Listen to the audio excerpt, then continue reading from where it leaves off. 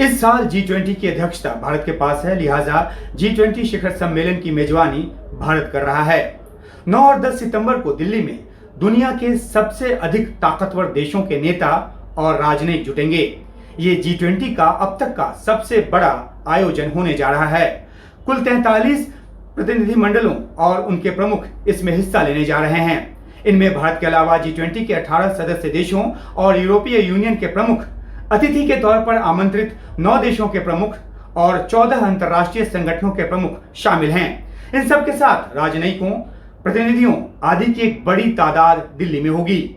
G20 का theme है एक धरती, एक परिवार, एक भविष्य, यानी वसुधैव कुटुंबकम। और जब इस थीम के साथ इतना बड़ा आयोजन हो रहा हो तो फिर इसके लिए दिल्ली में खास इंतजाम लाजमी है। G20 शिखर सम्मेलन का केंद्र प्रगति मैदान में नया बना भारत मंडपम होने जा रहा है। इसमें हिस्सा लेने आने वाले नेता और राजनयिक दिल्ली और NCR के अलग अलग हिस्सों में ठहरेंगे। दिल्ली में इसके लिए खास तैयारी की जा रही है। 8 से 10 सितंबर तक दिल्ली में सार्वजनिक छुट्टी होगी।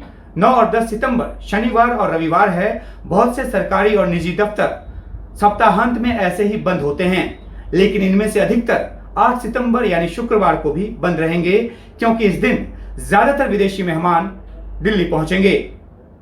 आइए जानते हैं इन 3 दिनों में क्या क्या बंद रहेगा और किन सुविधाओं पर आंशिक असर पड़ सकता है। दिल्ली सरकार ने फैसला किया है कि दिल्ली सरकार और MCD के सभी दफ्तर 8 से 10 सितंबर तक बंद रहेंगे। सभी स्कूलों में भी 3 दिनों की छुट्टी घोषित की गई है। दिल्ली के सभी निजी और सरकारी दफ्तर भी इस दौरान बंद रहेंगे। नई दिल्ली जिले के तहत आने वाले बैंक और वित्तीय संस्थान भी बंद रहेंगे। साथ ही नई दिल्ली जिले में स्थित दुकानों और व्यावसायिक प्रतिष्ठानों को भी बंद रखा जाएगा।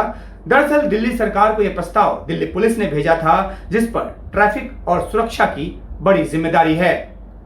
दिल्ली पुलिस की तरफ से दिल्ली के चीफ सेक्रेटरी को लिखे गए पत्र के मुताबिक मुख्य समारोह स्थल प्रगति मैदान के अलावा राजघाट, पूसा और जयपुर हाउस जैसी जगहों पर विदेशी राजनयिकों का दौरा होगा। वे दिल्ली के मौर्य शेरेटन, ताजमहल, ताज पैलेस, ली मेरिडियन, ओबेरॉय, शांग्रीला जैसे अलग अलग होटलों में ठहरेंगे, जहां से उनका आयोजन स्थल तक आना जाना होगा।